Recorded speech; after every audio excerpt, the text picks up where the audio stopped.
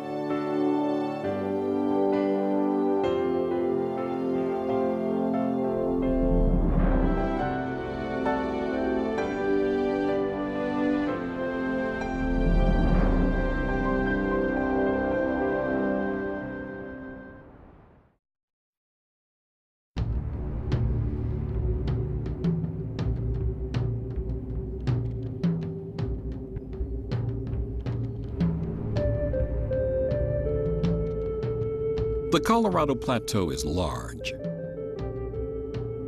Larger than the states of New York, Illinois, Georgia, and Virginia combined.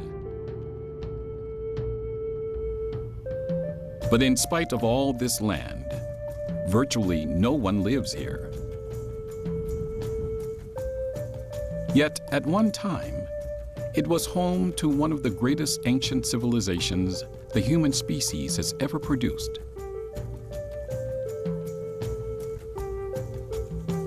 the Anasazi culture.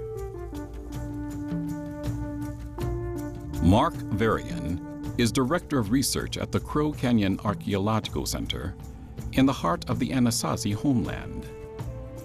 These were some of the finest builders that ever lived, and the architecture that's left behind by the ancient Pueblo peoples still stands today throughout the Four Corners region.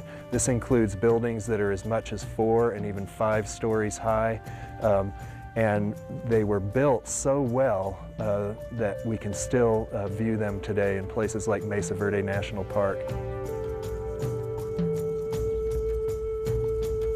It is a geologist's paradise.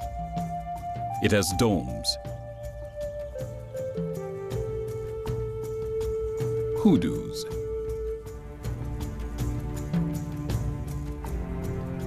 natural bridges, dramatic pinnacles beyond belief,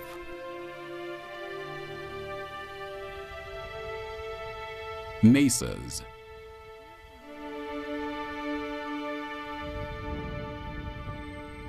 arches,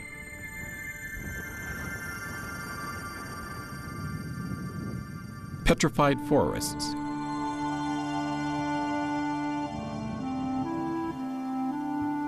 dinosaur footprints,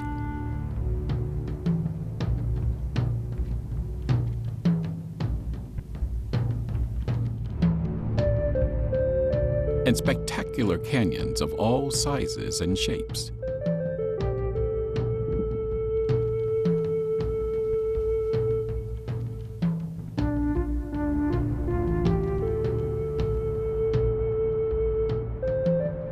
And if that isn't enough, one of the nation's most important rivers, the Colorado River, cuts through its heart like a hot knife through butter.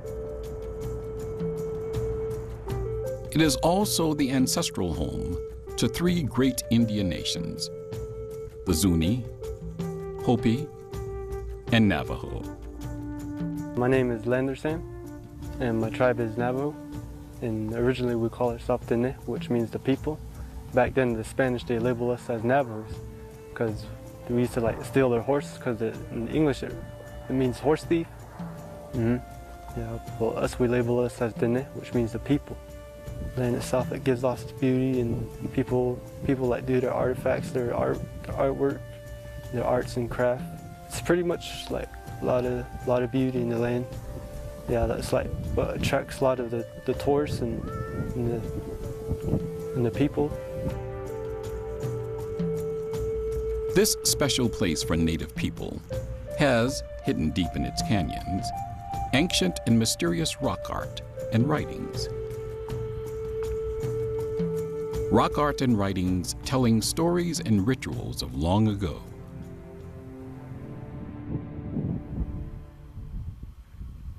This magical place containing all these wonders is the Colorado Plateau.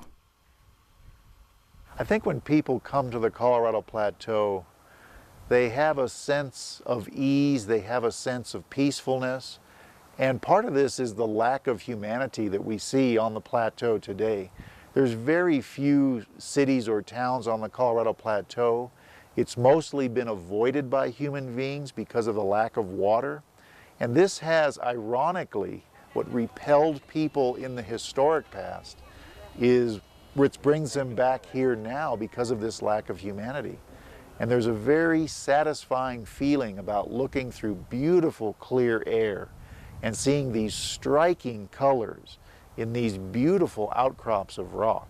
Many people become inspired when they come here, and many artists and poets and writers have found the Colorado Plateau to be the perfect place to come and practice their craft. The plateau has one special gift for the human soul. Of all its features, none is more profound, more spectacular than the 8th wonder of the world, the Grand Canyon.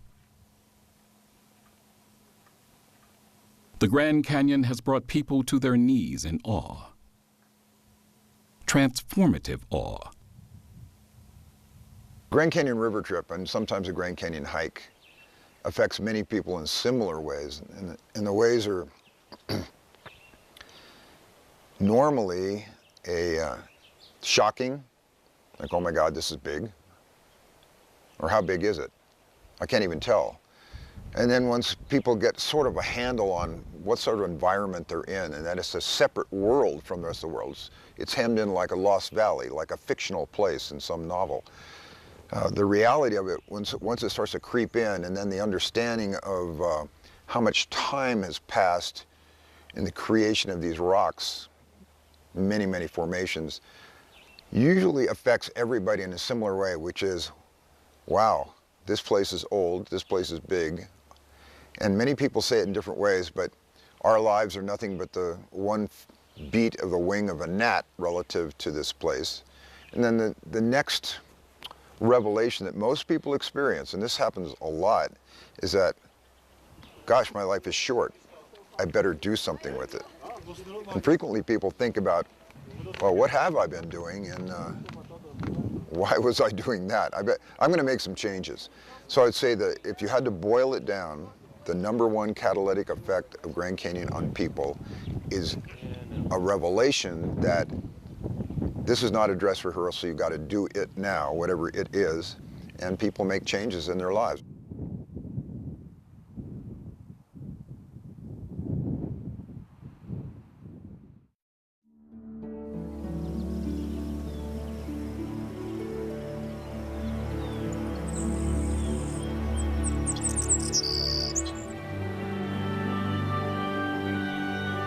It is a beauty of light and color.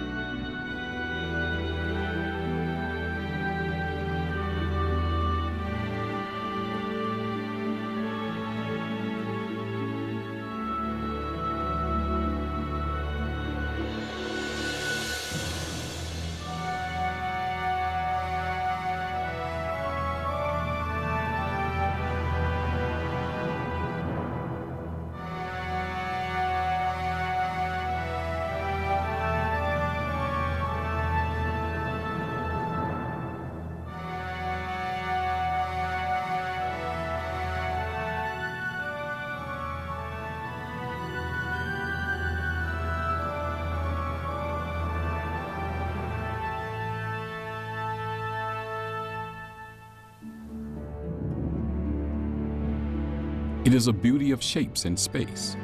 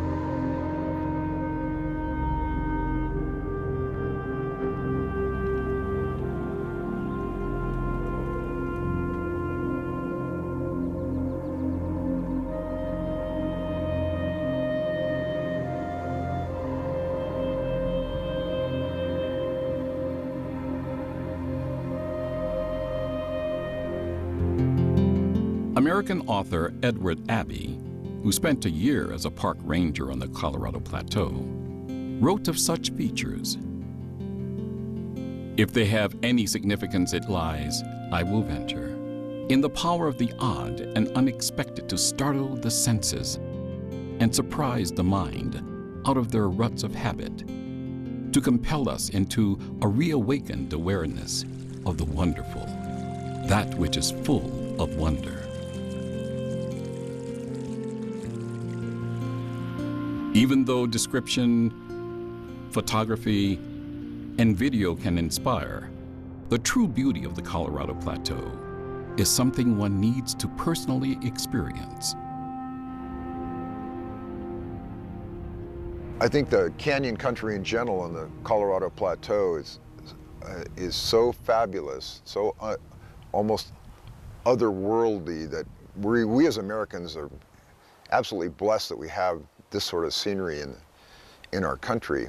It just amazes me aren't more people who take a look at it. But it's profound enough, in my opinion, that it's almost a sacred experience. In order to understand why all this beauty is present in this one particular region of the planet, you have to understand the geology of the Colorado Plateau and the forces that have shaped this marvelous landscape.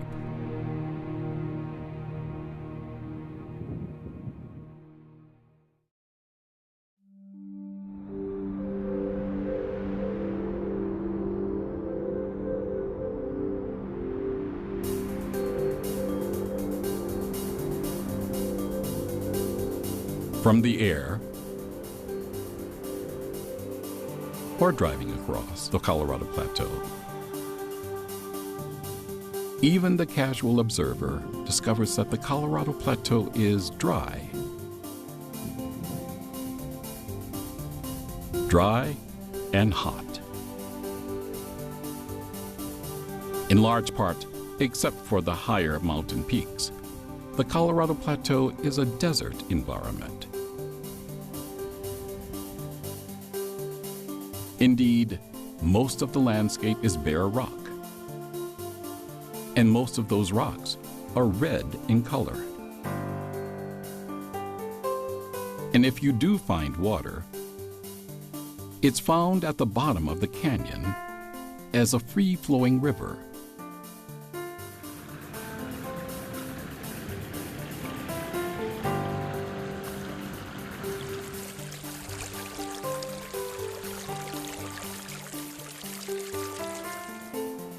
Finally, if you take a careful look at the rock, you can see banding.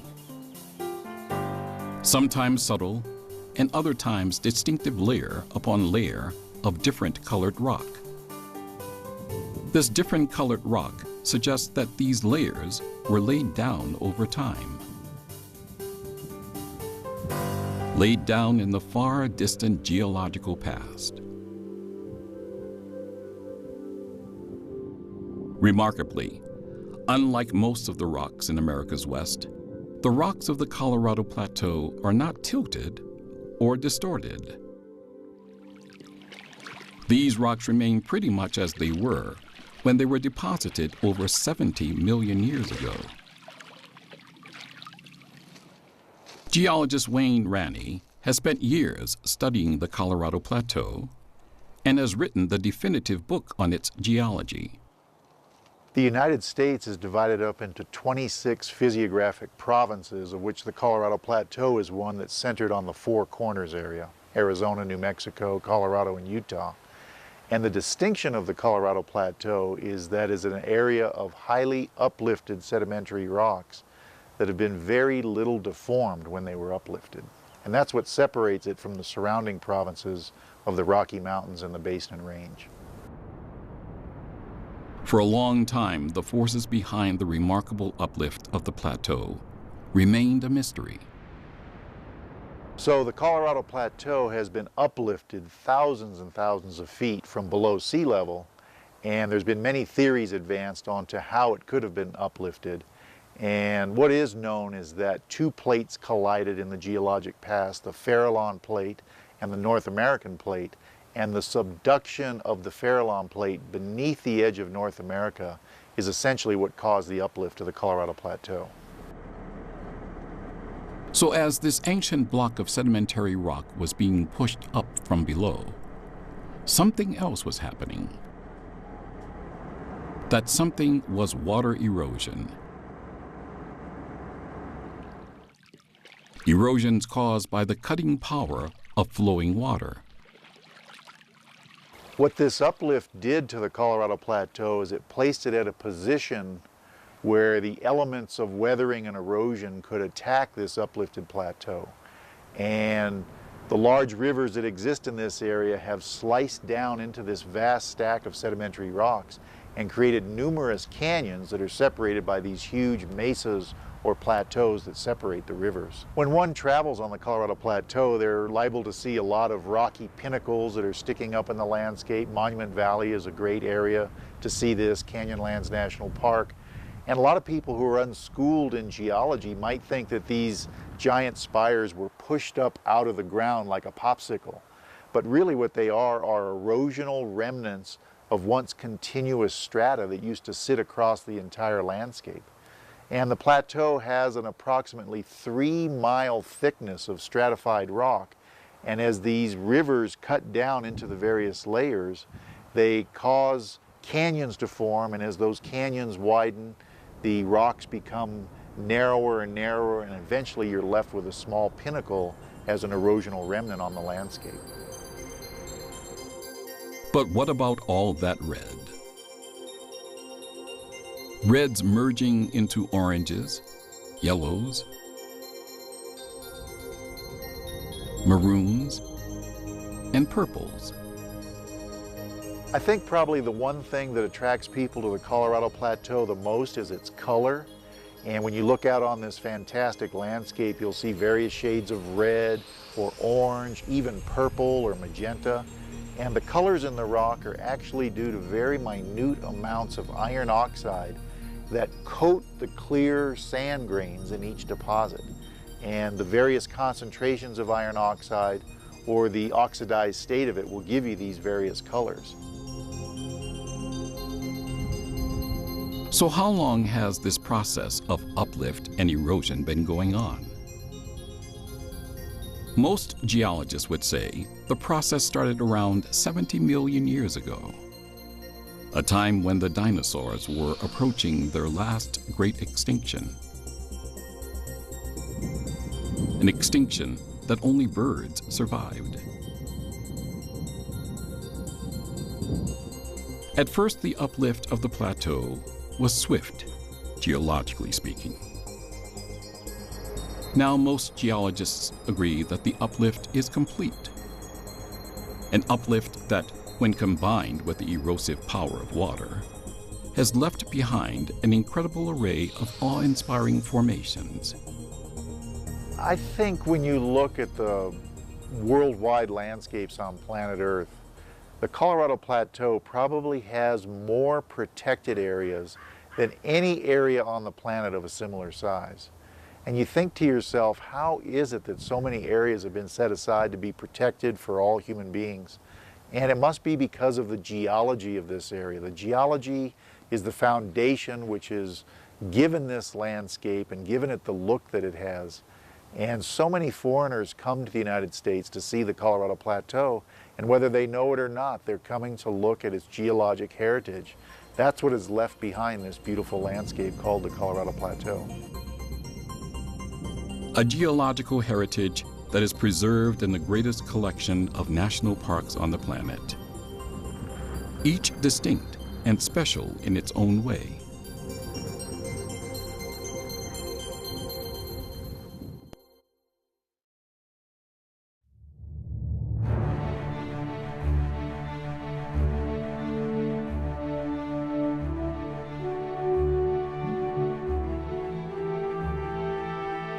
Not surprisingly, the national parks and monuments are spread evenly throughout the Colorado Plateau.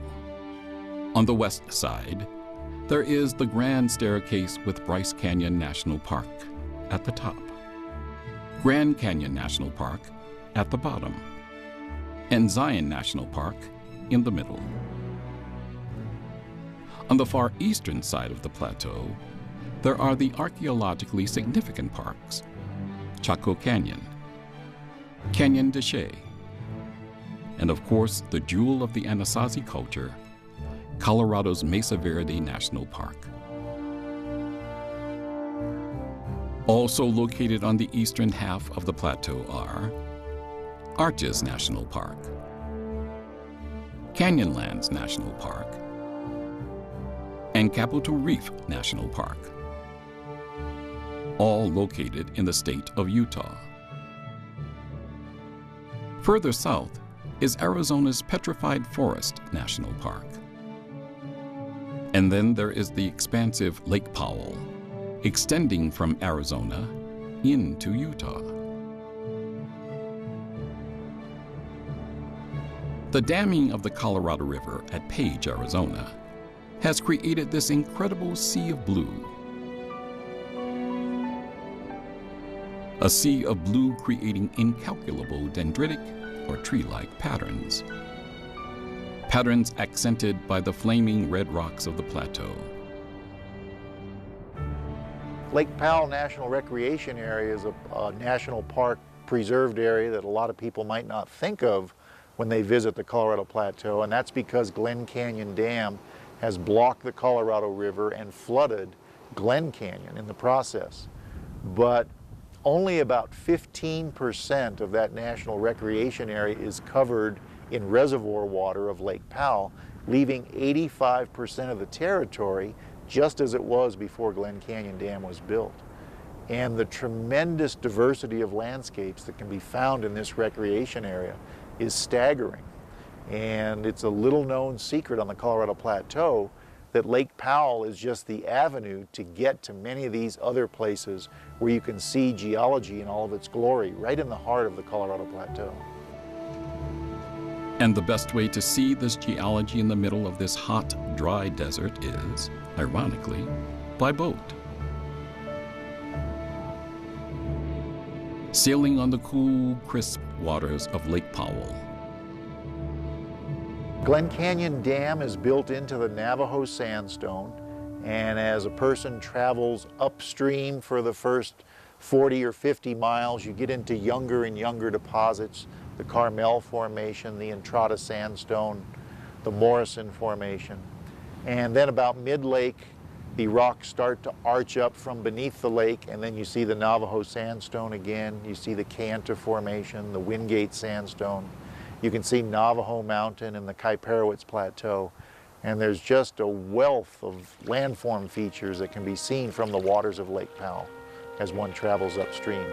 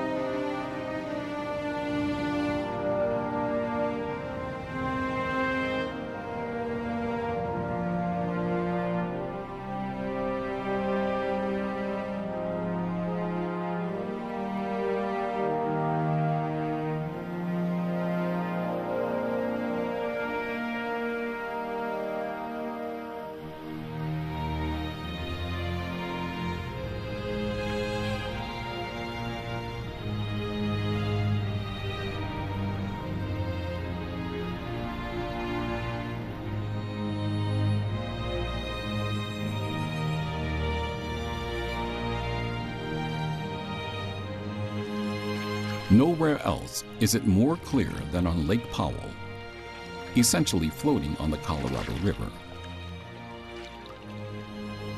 Nowhere else is it more clear that the most important force in shaping the Colorado Plateau is the mighty Colorado River.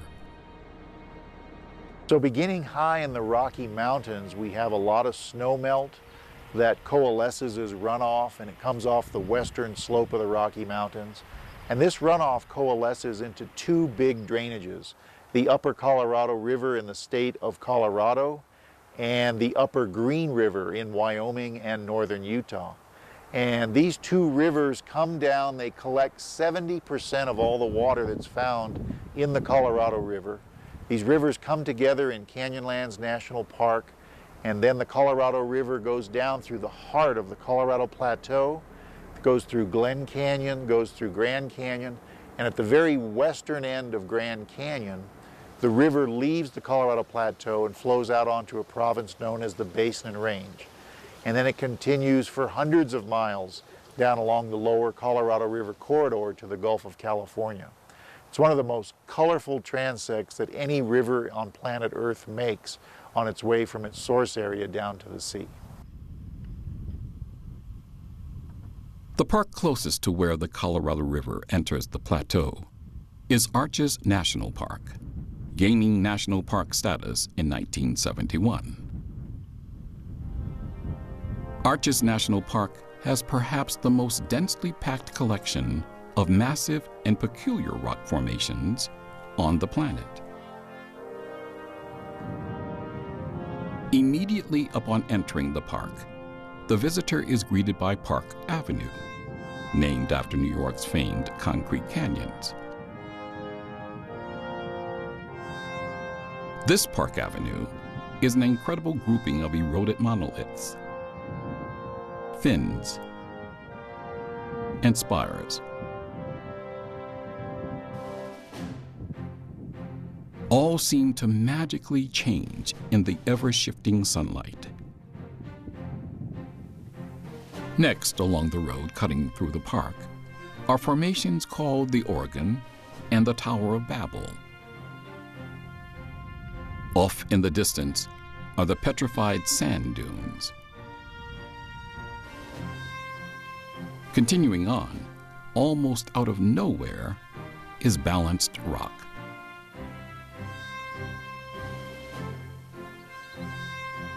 Now the visitor is ready for the park's namesake, Arches.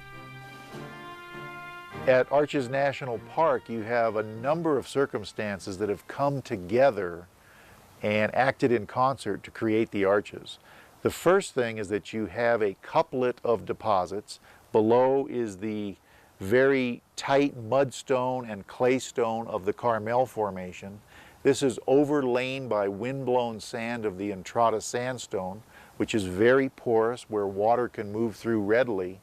And long before this area was exposed to erosion, these two deposits acted to conduct groundwater along the base of the Entrada Sandstone. And what this did is it weakened the cement between the sand grains in the Entrada, and this caused little pockets of it to become weak. When the area was uplifted, a series of vertical fractures were imparted into the Entrada Sandstone, and weathering along these joints or fractures caused these fins to form. In fact, there's a place in Arches National Park called the Fins. Well, because of this previous weakening of the cement in the sand grains, now they weather out into these holes and they break through these thin fins to create the many arches that you find here in this national park. And there's more arches in this national park than any comparable size landscape on the planet. What's left is the most famous arch in the world. Delicate Arch is one of the most visited arches in all of Arches National Park. And it's probably the combination of the hike up this gently sloping ramp that brings you to Delicate Arch, but then when you get there, you come around the corner and you see this fantastic arch that has the La Salle Mountains in the background.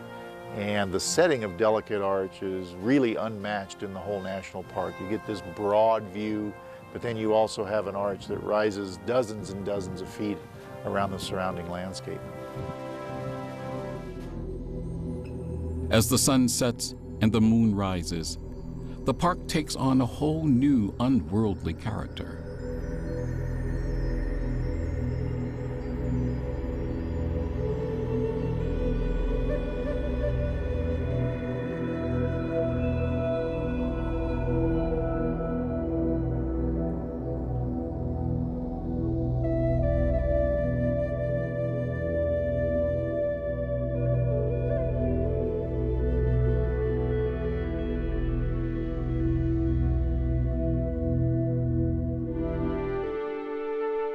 To the west of Arches are two parks of vast dimensions. Canyonlands, and Capitol Reef National Parks. The westernmost of these, Capitol Reef, is filled with canyons, cliffs, towers, domes, and arches. This long and narrow park was established in 1971 and preserves 378 square miles of land that encompasses the 100-mile-long Water Pocket Fold, a warp in the Earth's crust that is 65 million years old, a warp that began in conjunction with the rising of the Colorado Plateau. Here is an excellent place to take in the Colorado Plateau's desert flora. Stunning barrow cactus,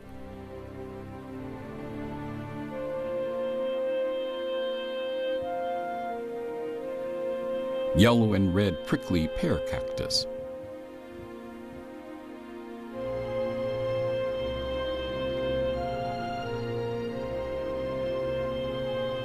and the bush-like cholla cactus.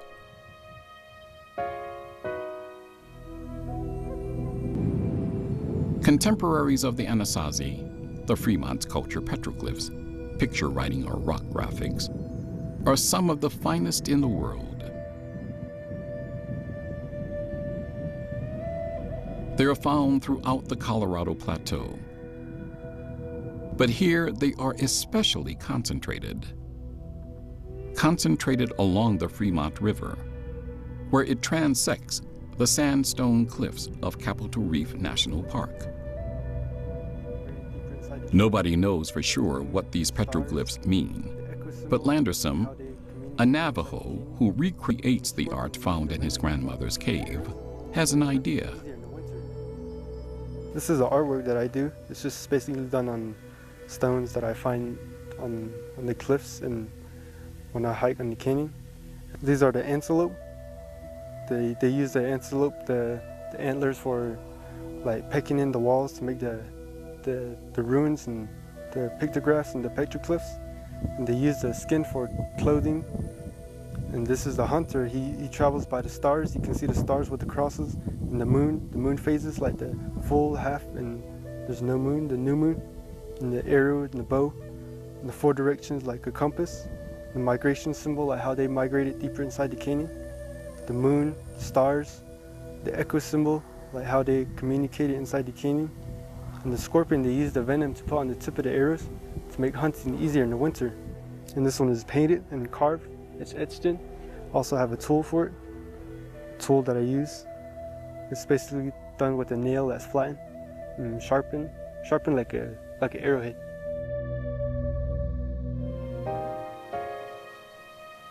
Sandwiched between Capitol Reef and Arches is Canyonlands National Park. Established in 1964, it is the place where the Colorado River makes its first dramatic impact on the landscape. Canyonlands, to me, as a geologist, is the heart of the Colorado Plateau.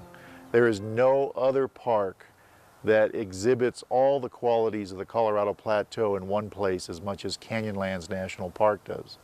And probably the most important attribute to this park is it's the place where the 2 big rivers come down out of the Rocky Mountains, and they have their confluence right in the heart of the national park. And in the old days, before 1922, this was the junction of the Green River and the Grand River, and only below that confluence at that time is where the Colorado River used to begin. The alcoves in and around Canyonlands National Park contain some of the most stunning rock art found anywhere in the world. Rare wall paintings, sacred paintings known as the Barrier Canyon style. Who were the mysterious painters of these magnificent rock panels? No one knows for sure. It is said the panels date back to between 2,000 and 4,000 years ago. Some archaeologists even argue that they may be over 7,000 years old. These extraordinary human-like figures are typically painted in monochrome reds and browns, elongated ghostly images. Images with small hands and feet, or anthropomorphs missing them altogether. Amazingly, the bodies of most of the figures are life-sized or larger. They have extraordinarily decorated torsos, using a variety of baffling patterns. Some figures include tiny birds flying about their heads, or tiny people perched on their shoulders. It is hard to dismiss their extraterrestrial-like quality. And one can only imagine what these figures must have meant to the people who created them.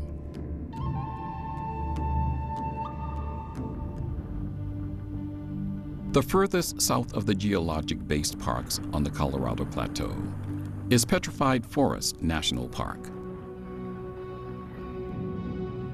It is a park named for its large deposits of petrified wood.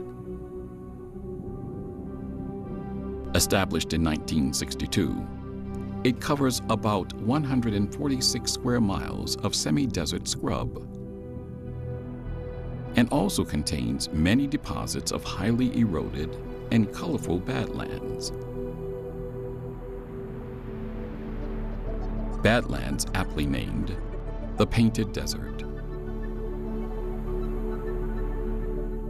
But what amazes the visitor are the giant fossilized logs scattered amongst the desert landscape.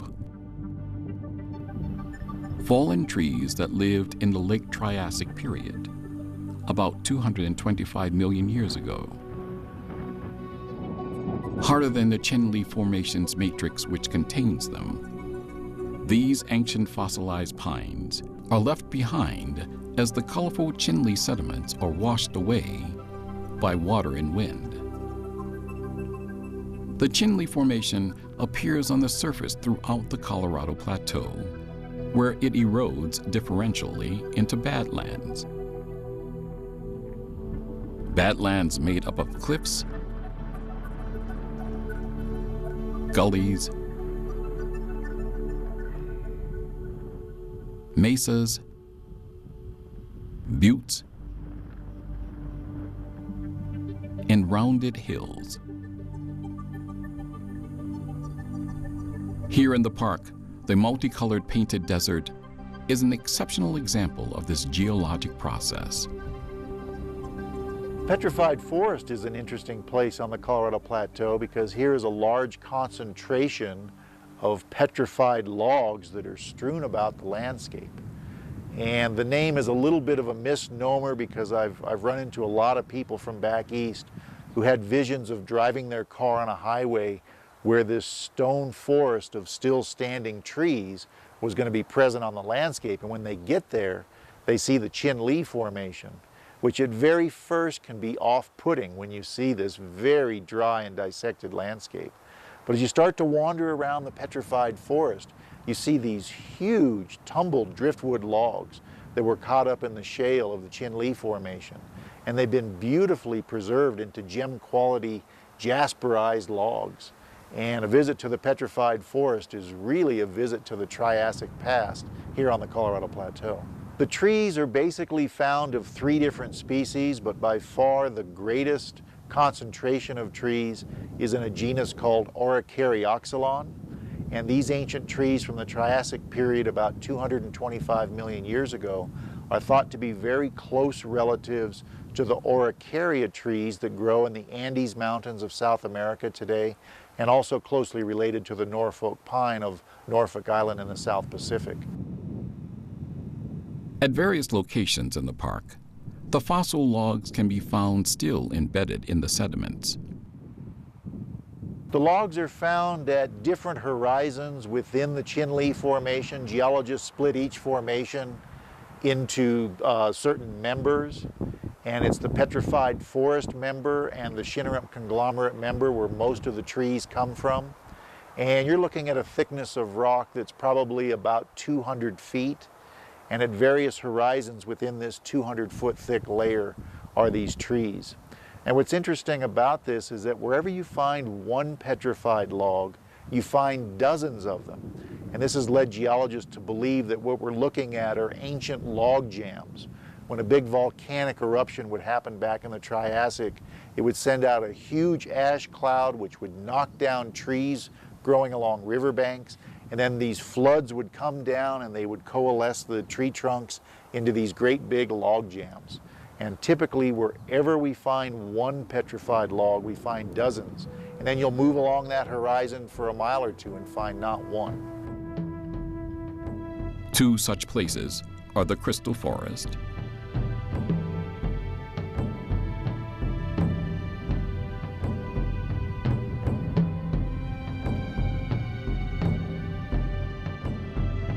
and the Giant Logs Forest.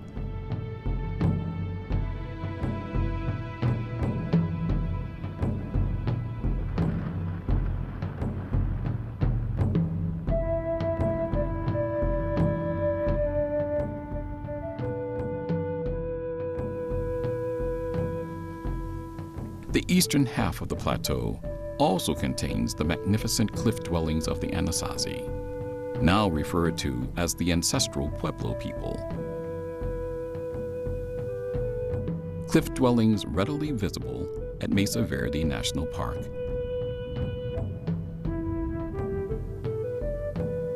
And Canyon de Chelly National Monument.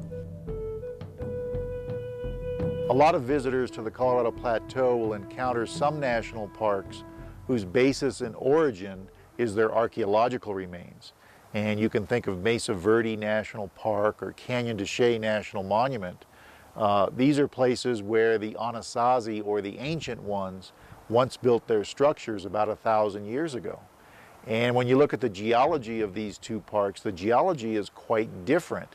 Even though both parks contain alcoves, the ages of the rocks and the types of sedimentary rocks that are found in both those parks are quite different. I wonder if the Anasazi knew that when they were building their cliffside homes at Canyon de Chelly, they were building into a deposit of a wind-blown sand dune, much like you would see in the modern Sahara Desert today. I wonder if the Anasazi would know at Mesa Verde National Park if when they were building their homes in these alcoves, they were in the sandstone of a beach that was washing up on the Great Cretaceous Seaway some 75 million years ago. Yet they did build them.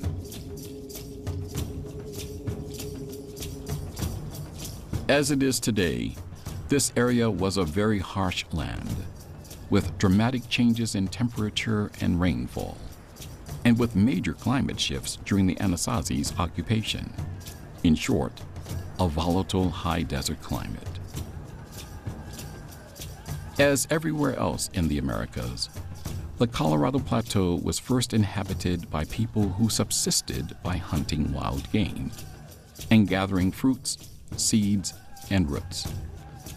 Exploiting these resources meant that these hunter-gatherers, as they are called by archaeologists, had to live in small mobile family groups or clans.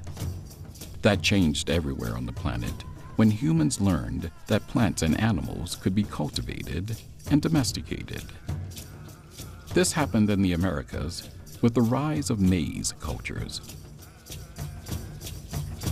The emergence of the Anasazi as a distinct culture began with this shift from hunter-gatherers to agriculturalists. As the Anasazi settled down to grow corn, and later beans and squash, they started living in pit houses, simple underground structures. At the same time, they became potters, creating the stunning black and white pottery they are known for. At this time, roughly 1,400 years ago, The ancestral Anasazi were scattered across the landscape of the Four Corners region. Then something changed.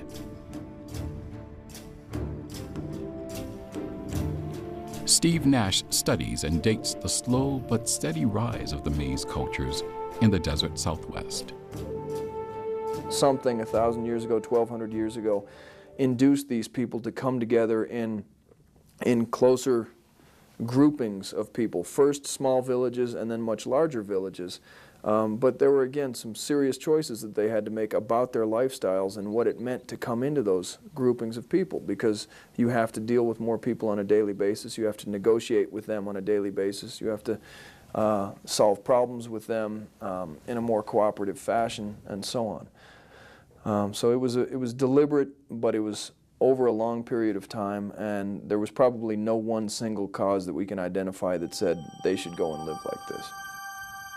The living like this was in pueblos, essentially apartment buildings, large multifamily units. In short, it was a transition from pit houses to cliff dwellings. Interestingly, these new dwellings incorporated the old pit houses in a new form, kivas, underground spaces where they held ceremonies and community meetings. The transition from pit homes to kivas occurs at the same time as does the transition from pit houses to pueblo living. And some have argued that the pit house, a kiva, is a hearkening back to the way things were when people were living in pit houses, because they're very similar structures in many ways. But again, it happens over the course of several hundred years. Translated into human generations, say a human generation is 25 years, a 200-year span is 8 different generations. That's a whole series of great-grandmothers getting back to that person. So you can see that there's the possibility for a lot of change during that time.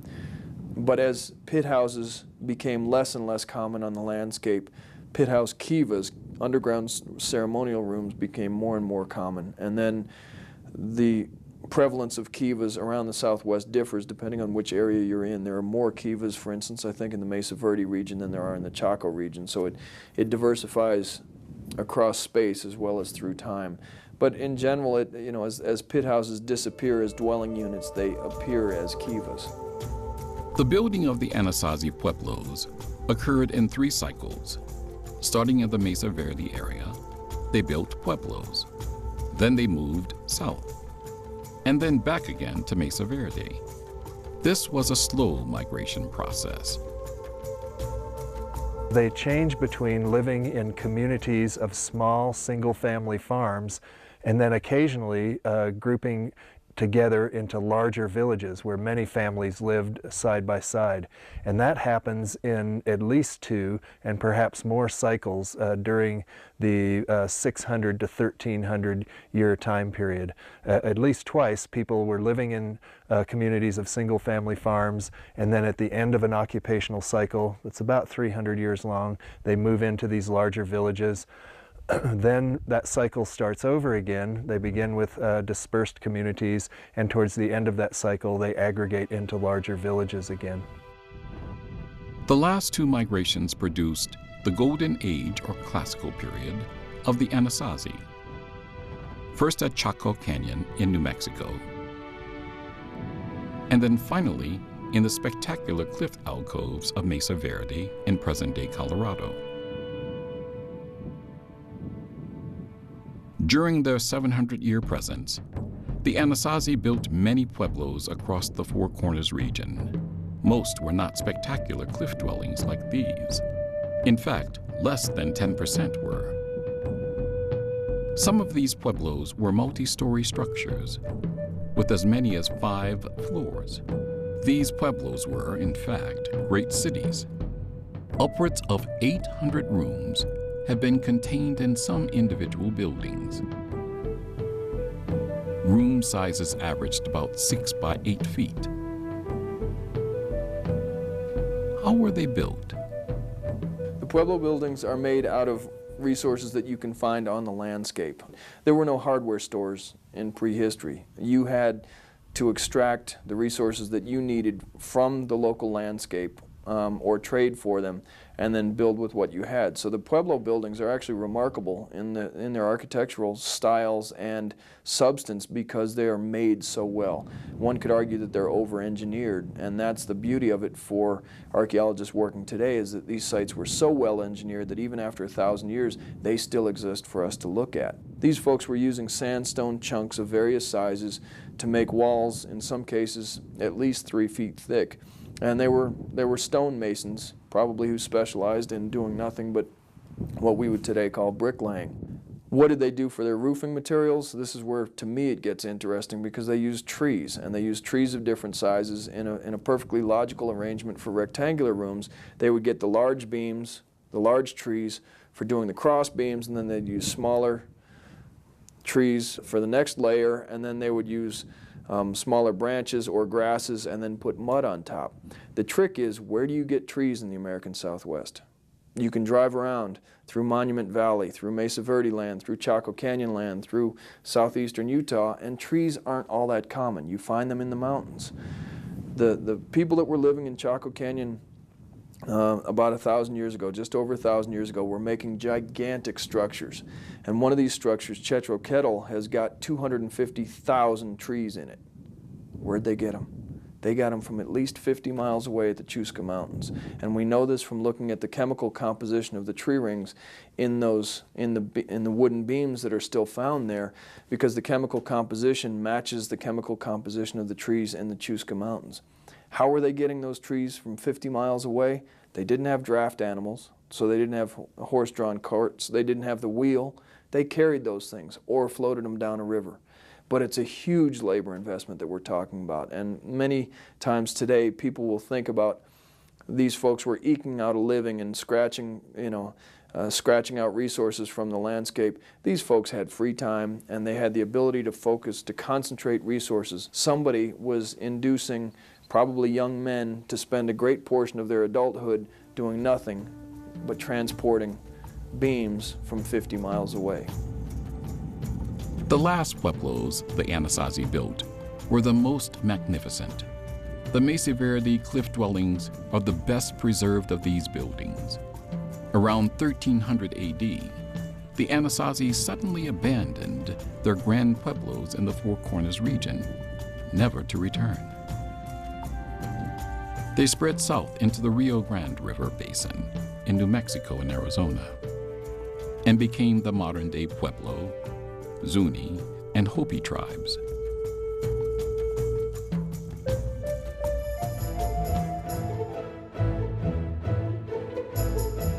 However, it is the west side of the plateau that contains the 3 most famous and most visited parks: the Grand Canyon, Zion, and Bryce Canyon. Each represents steps in what is called the Grand Staircase. Each park takes you further back in geologic time. Indeed, the bottom layer of the Grand Canyon is the ancient core of planet Earth. There is nothing more magical than a sunrise at Bryce Canyon as the morning rays creep over the canyon's famous hoodoos. These layers that make these colorful hoodoos at Bryce Canyon were deposited in a freshwater lake only about 40 million years ago. And much of the modern landscape was coming into existence when the rocks at Bryce Canyon were laid down. A lot of people really like these colorful hoodoos at Bryce because you're very intimate with them when you go there. The park is not large. It's easy to get close to all of the features at Bryce, and sometimes you get this reflected light back onto the hoodoos, and it makes them almost come alive for people when they visit there.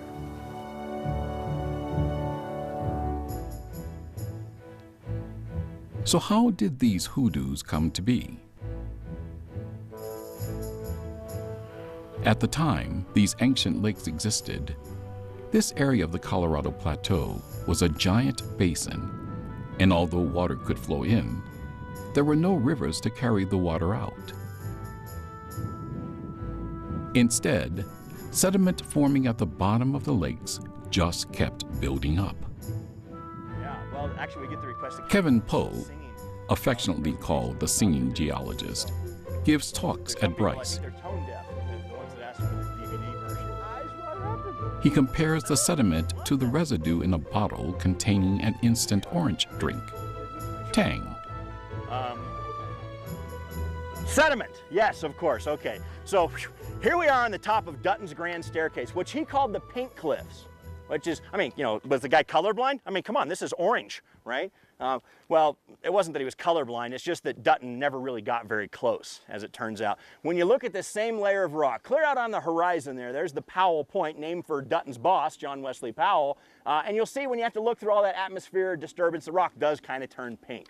But when you're sitting right on top of it, it's orange, because of course, that was the ingredient, iron, in this lake system, right? And, you know, and it wasn't tang, it was limestone, but limestone, like sugar, does completely dissolve in water up until the saturation point. And so with this lake, more and more limestone being added, kind of like the tang addict, eventually you start to get the sediment forming at the bottom. And instead of orange 47 or whatever the heck this artificial color is, it was the iron that mixed in there to give it that beautiful color. Now the rest of the story is that the Colorado Plateau finally begins to rise. When it rises so that what was a lake basin before gets turned wrong side out. You know, it gets lifted up high, so now the lake drains, and all that ooze left behind could lithify to become the rock and the limestone that is Bryce Canyon.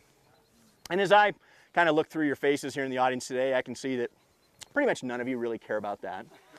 And that's okay, because they make me say all that stuff at the beginning about how the rock forms, but come on, I know what's really going on. The reason why you paid $25 to get in here is not to know about how the rock formed, but to celebrate how the rock is being destroyed, right? That's what makes us special. Because first of all, we're not even a real canyon. What do you got to have be a real canyon? Yeah, you got to have a river running through it. And even in a torrential downpour, you know, just water falling from the sky, buckets and buckets, we get a little tiny creek at the bottom. But as soon as the rain stops, well, the creek soaks into the ground, and that's it, okay? What you see out there is carved by water, but it's not flowing water, it's the freezing and thawing of water, frost wedging. So imagine that rock out there with all the different cracks in it. You could take my hand here and pretend it's one of these fins, one of these walls that sticks out, and of course it has cracks like the gaps between my fingers. And now you put some snow on top of it. And so let's say that it's like January, okay? And because even though it's really cold at night, for several hours during the afternoon, it's above freezing. So that snow melts, and as water, it trickles down inside the cracks. And then later at night when it freezes, what happens? It expands, good. As water turns to ice, it expands. But it also does something else. It does, because think about it this way. When water boils, it also expands. But when water freezes, it expands and gets hard. Who said that? I heard it somewhere. Hard. Yeah, exactly right. My old mean geology professor used to give us a 0 on the entire exam if you didn't remember get hard. And then what he would say is decrease your density and get harder. Think about that for a minute, right? There's only one substance in the universe that can do that, and that's water. And that was the point he was trying to make. A spectacular process to, you know, expand and yet get harder. And so as water does this, it starts forcing apart holes in the rock. Eventually that hole becomes so large it can no longer support its weight, and the roof caves in, and the delicate sticky up things on either side, that's a hoodoo. That's how they form. And those hundreds upon thousands of them you see out there were different parts of cracks and holes in rocks and now stand by themselves. So one last song about the ultimate fate of my beloved Bryce Canyon in the loose tradition of Peter, Paul, and Mary. Where will all the hoodoos go? Long time weathering. Where will all the hoodoos go? 3 million years from now. Where will all the hoodoos go? East Sevier River will tear them down. Now you have learned. Now you have learned about the Bryce Rocks. My name is Ranger Poe, and thanks for coming out and rocking today.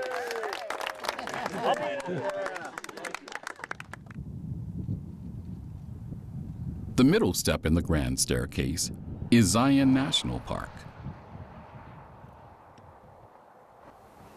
A park that encompasses some of the most scenic canyon country in the United States.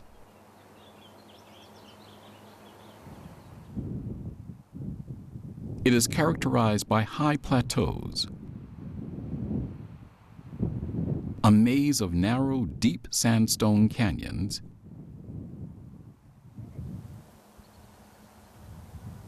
and striking rock towers and mesas. A lot of people who visit the Colorado Plateau think of Zion as being their favorite national park. And probably one of the reasons for that is because of all the great canyons that we have as national parks here on the Colorado Plateau.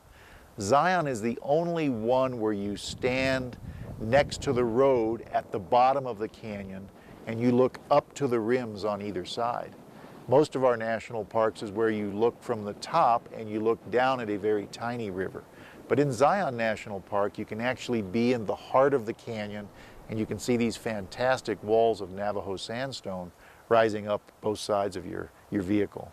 You know, when you're down there at Zion, you see the beautiful towering white cliffs. One of the things you'll notice right away is the rocks don't have, well, they're weird. Instead of having nice flat lines in all that sedimentary rock the way sedimentary rock is supposed to be, what they have are these bizarre angles, right? You'll see a bunch of 15-degree angles stacked on top of each other for a while, and then maybe above those some 30-degree angles for a while, and then some 15s and then some 30s, going all the way up to the top of these huge towering cliffs.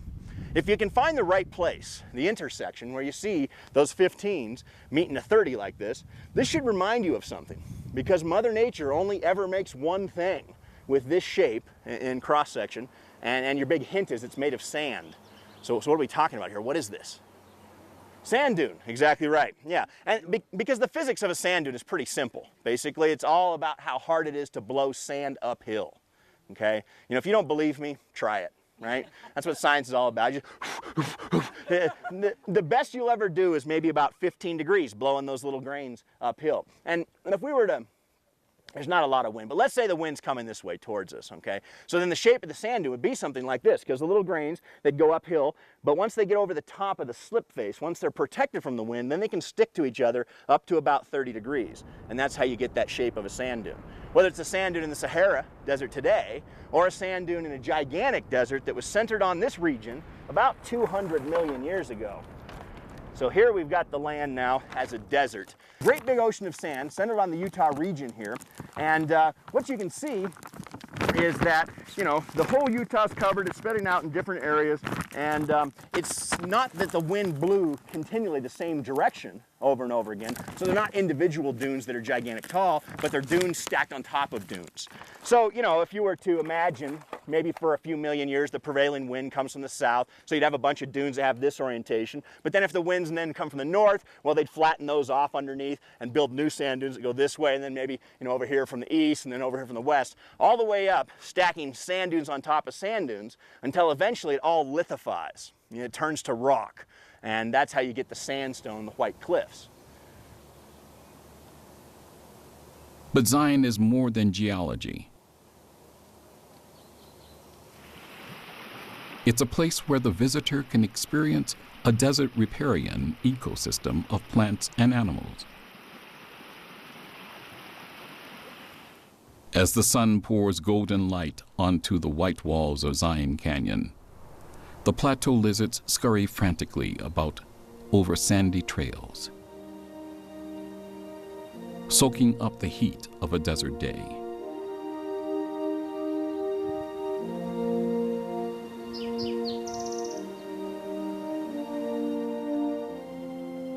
Or cautiously searching for food in and amongst the rocks.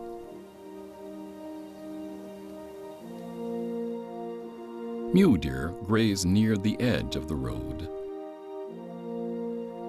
looking for lush foliage.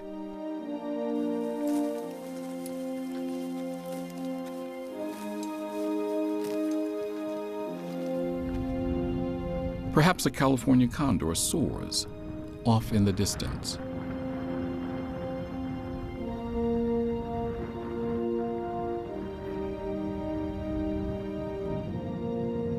And there are wildflowers.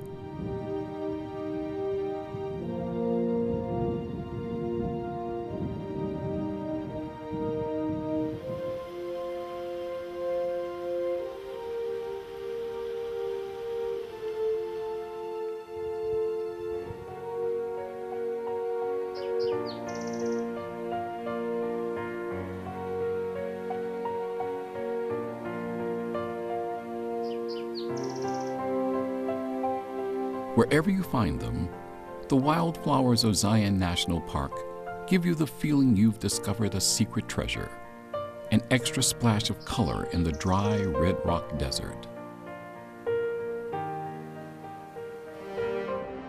A Red Rock Desert that contains one of the wonders of the world, the last step of the Grand Staircase.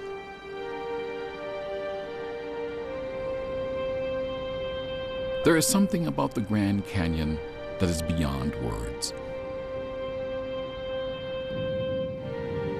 It's transcendental.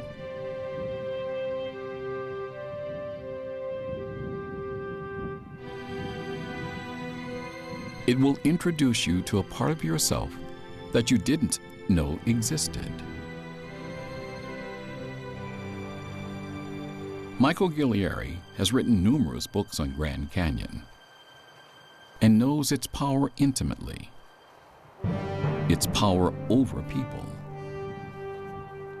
Fortunately, there's the movie, The Bucket List. It's a cute little movie, but it's now become sort of a major cultural touchstone for the people that I take down the river. And not everybody, of course, but in general, in the world, there are a lot of experiences all of us would like to somehow experience. You know, most of us would like to be in a gondola in Venice at some point. You know, most of us would like to at least stare at Kilimanjaro, if not climb the thing. And one of those bucket list items is Grand Canyon, or the Southwest in general, canyon country. And I think now what beckons people that didn't used to is actually, gee, you're missing out if you don't see it. I think prior to, you know, for the last 100 years before that movie, The Bucket List, came out, I think people were entranced because the descriptions of other people, almost word of mouth and an occasional movie or documentary, there must be something pretty amazing out there. We should go check it out. And, you know, more of a personal interest. And in seeing America's most beautiful and elaborate scenery. Since then, I think that's still operating, but in addition to it, there's this idea that, well, before you die, you got to check all this stuff off a list, and Grand Canyon's on that list. How did this magical wonder of the world come to be? Well, Grand Canyon is arguably the most famous hole in the ground on the planet. And you know, some people in South Africa like the kimberlite diamond mine better, but in general, the world expects everything measured against the Grand Canyon. It's a yardstick. It's 1,000 cubic miles of missing rock, and that's just the hole we can see now. Previously, it was probably about 3,000 cubic miles of rock back about 10, 15 million years ago. It's a big hole in the ground created by the uplift of the Colorado Plateau. And the river different rivers ran through as far back as 70 million years ago during the last of the dinosaurs. There was a river that flowed from west to east along the same route, more or less, but opposite direction. That was the beginning of this carving of Grand Canyon. It's almost down to, like, you know, some 1/100th of a millimeter a year. But it's all based on the uplift of the Colorado Plateau, which has almost ceased. So what we have, from our perspective, is kind of a finished product. A finished product that is so spectacular because the Colorado uplift here was the most extreme. And the bedrock has forced the river to create a narrow rather than a broad canyon. Michael Guerrieri has an analogy that explains this phenomenon. I like to use the example that the Colorado Plateau was the wedding cake. The groom held a knife. The groom got weak. He stuck the knife in the vise, lifted the cape up through the knife. And that's the carving process. It just happens that the geology, the actual rocks in the area of Marble Canyon and Grand Canyon are tough stuff. This Kaibab we're currently on is the top rock all the way across the plateau, north, south, east, west, Kaibab limestone. It's really tough stuff. So it allowed the canyon to be narrow and sheer, as opposed to just eroding away like a slope.